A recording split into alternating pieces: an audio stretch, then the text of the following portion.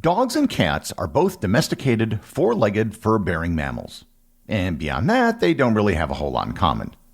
One of the things that they don't have in common is how they wound up in the lives of humans. Cats established their relationship with humans at a totally different point in history and for totally different reasons. Learn more about the domestication of cats and how these wild animals wound up as pets on this episode of Everything Everywhere Daily.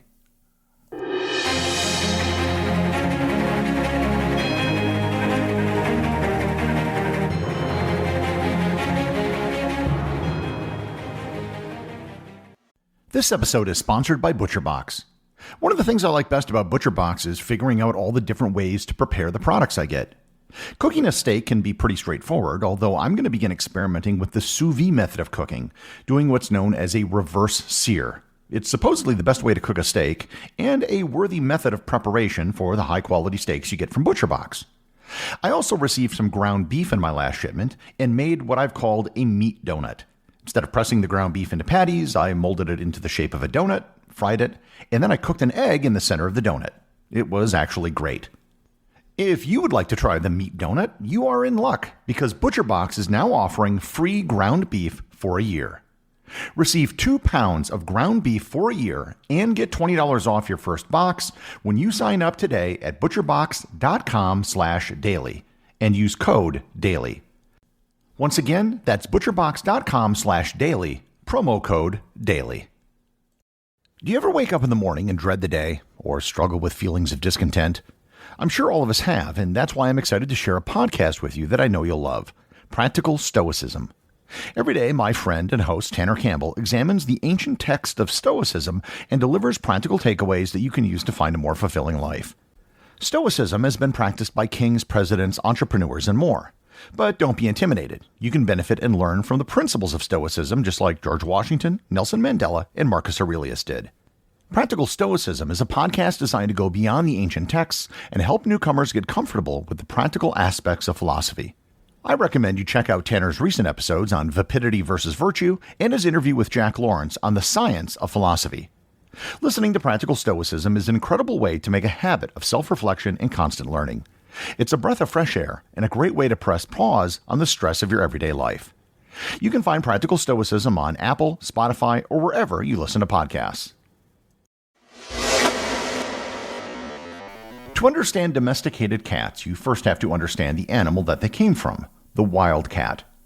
Wild cats are cats that look very similar to some domesticated cats. They're roughly the same size, and if you saw a wild cat out in the wild, you might assume that it was just a domesticated cat that was on the loose. Taxonomically, cats are members of the family Felidae. Felidae has 3 genera. The first genus is Panthera, which consists of all the large cats that can roar. These include lions, tigers, leopards, snow leopards, clouded leopards, and jaguars. The second genus is Asionix, which consists of only cheetahs. And the third and final genus is Felis, which consists of all smaller cats, including wild cats. Wild cats consist of 2 species, the African wildcat and the European wildcat. Both cats look similar to each other, and there are multiple subspecies of wildcat which are located all over Africa, the Middle East, parts of Iran, India, Central Asia, China, and Europe. Some taxonomists do consider the various subspecies to be different species, but it's hard to create a hard division because where wildcat subspecies interact, they tend to breed with each other. Wildcats, as you can probably guess, are silent hunters that prey on small animals such as rodents and birds.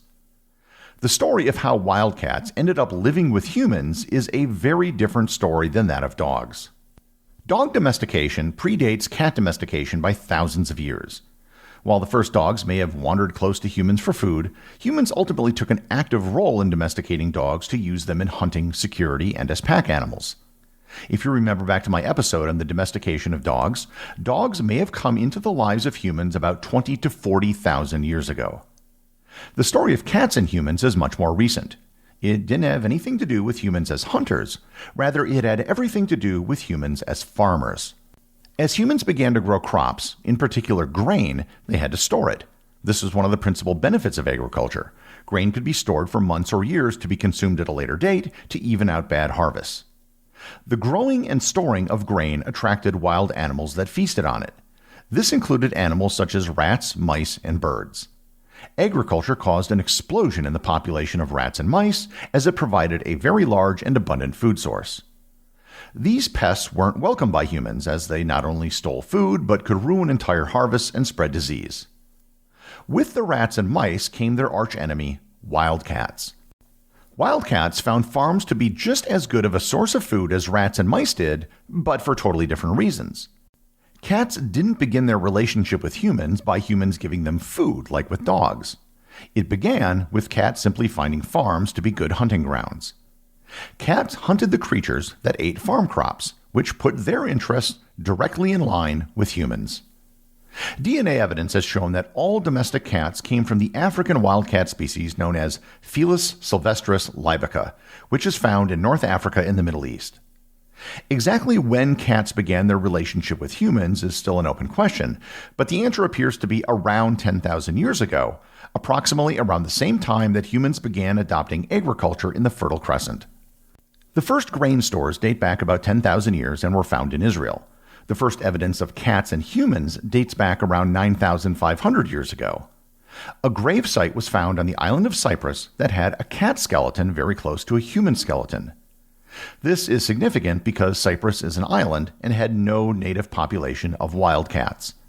If cats were in Cyprus, then humans must have taken them there. One of the current theories about the domestication of cats is that humans never actually domesticated cats. Cats domesticated themselves. For thousands of years, cats simply lived alongside humans.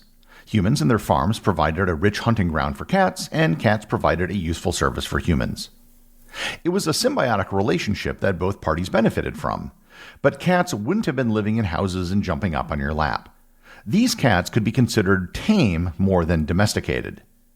The actual domestication of cats probably occurred only about 4,500 to 3,500 years ago in ancient Egypt.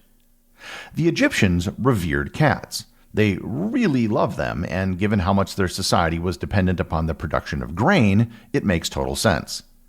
Several gods in the Egyptian pantheon were portrayed as cats or were given feline features, including Mafdet, Bastet, and Sekhmet, the gods of justice, fertility, and power. Cats were valued not only for killing rodents, but for killing venomous snakes and protecting the pharaoh. Cats were also mummified and buried with their owners as a sign of respect and devotion. The ancient Egyptians believed that cats had special powers and were able to communicate with the spirit world. As such, cats were often included in religious ceremonies and were believed to help guide the souls of the dead to the afterlife. Mummified cats began appearing in royal tombs starting with the 12th dynasty about 3,700 to 4,000 years ago. In the 19th century, over 200,000 mummified cats were found in a cemetery in Beni Hassan in central Egypt. Cats were able to spread rapidly to other cultures because they were brought on board ships to kill rats. They would then either be traded or find new hunting grounds in other warehouses and in port cities. Domesticated cats were first introduced in Greece around 1200 BC, as they were spread by Greek and Phoenician traders around the Mediterranean. The Greeks used to keep weasels as pets to catch mice, but switched to cats because they were better hunters and better pets. The Romans had no cat gods like the Egyptians did, but they also held cats in high esteem for similar reasons. The cat was a symbol of liberty and independence to the Romans. Cats were actually prized all over the world. In China, cats were prized for their ability to protect manuscripts from rodents. In Norse mythology, the goddess Freya is depicted as riding a chariot being pulled by cats. In Japan, cats are considered to be good luck, and the maneki neko, a porcelain cat with a swivel arm, can often be found at the counters in shops and restaurants.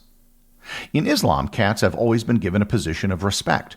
According to the Hadith, the Prophet Muhammad prohibited the killing of cats. One of Muhammad's early allies, Abu Sa'id, supposedly had a cat that saved Muhammad from a venomous snake. And Muhammad himself may have also had a pet cat named Mu'iza. In the Middle Ages, European attitudes towards cats began to change. They started to be associated with witchcraft and the devil. Burning cats alive became an actual form of entertainment. And perhaps not surprisingly, this coincided with the rise of pandemics such as the bubonic plague, which was spread by rats. There were no members of the genus Felis in the Americas, so there were no wildcats. However, it has been proposed that some Native Americans may have domesticated bobcats. There are people who have domesticated bobcats, which behave like much larger house cats. The domestication of bobcats theory is far from universally accepted, even though it appears to be technically possible. Many countries have a tradition that says cats have 9 lives. However, in other countries like Italy, Germany, Greece, and Brazil, it's said that cats have 7 lives, and in the Arab world it's common to say cats have 6 lives. The association with cats and multiple lives comes from their speed and agility, which allows them to escape dangerous situations, and also from their seeming ability to always land on their feet. Depending on who you talk to, there are between 45 and 70 different breeds of domesticated cats in the world today. The process of selectively breeding cats for particular attributes, something which has been done with dogs for thousands of years, may have only begun about 500 years ago. Long-haired cat breeds such as Persians are thought to have originated in either Western Afghanistan or Iran. There is only documented evidence for them dating back to the 17th century. Hairless breeds such as Sphinx cats are very modern, with most breeds only having been established in the later half of the 20th century. The global domesticated cat population is estimated to be around 500 million, but that number is difficult to estimate because there are so many feral cats. Feral cats are a much bigger problem than feral dogs. Because of how they were domesticated, cats can still hunt their own food and have retained many of their natural instincts. In fact, even though many cat owners don't realize it, domesticated cats still hunt and kill a large number of mice and songbirds. In many places around the world, the introduction of cats has resulted in the extinction of species, often quite rapidly. At least 20 native mammal species in Australia have gone extinct due to the introduction of cats. In New Zealand, birds such as the South Island pio-pio, the Chatham rail, and the New Zealand merganser have all gone extinct, largely due to the introduction of domesticated cats. In just the United States alone, an estimated 75 million cats are responsible for the deaths of 1.3 to 3.7 billion birds and 6.3 to 22.3 billion mammals every year. These aren't just feral cats that are responsible. Almost any domesticated cat which goes outdoors is probably hunting. A study of feral cat populations in California found that even when feral cats are fed, they still continue to hunt as they did before, as their hunting is instinctual, not necessarily driven by hunger. Cat hunting can have downstream effects as well.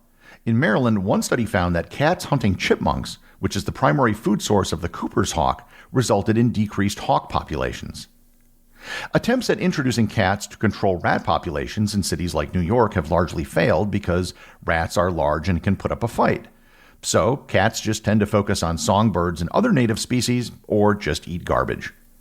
Sir David Attenborough has suggested that British cat owners just tie a bell to the collar of their cats to make it difficult for them to hunt birds. There have been many jokes about the relationship between cats and humans. It's been said that there's no such thing as a truly domesticated cat, or that cats actually domesticated humans, not the other way around. And there's actually a kernel of truth in those jokes. Cats weren't domesticated like dogs or horses. They largely lived alongside humans for thousands of years in a symbiotic relationship where they hunted pests on our behalf. It wasn't until much later that they were brought indoors and made part of our families. However, domesticated cats are not that different from wild cats. Even though they may purr and cuddle up next to you, they still have the instincts of a super predator. The executive producer of Everything Everywhere Daily is Charles Daniel. The associate producers are Thor, Thomsen, and Peter Bennett. I have several reviews for you today. All of these come from Apple Podcasts in the United States. The first is from Willie Hilly, who says, 5 stars. Thanks, Gary, for taking the time every day. Love the pod. Right-sized bite of something new every day.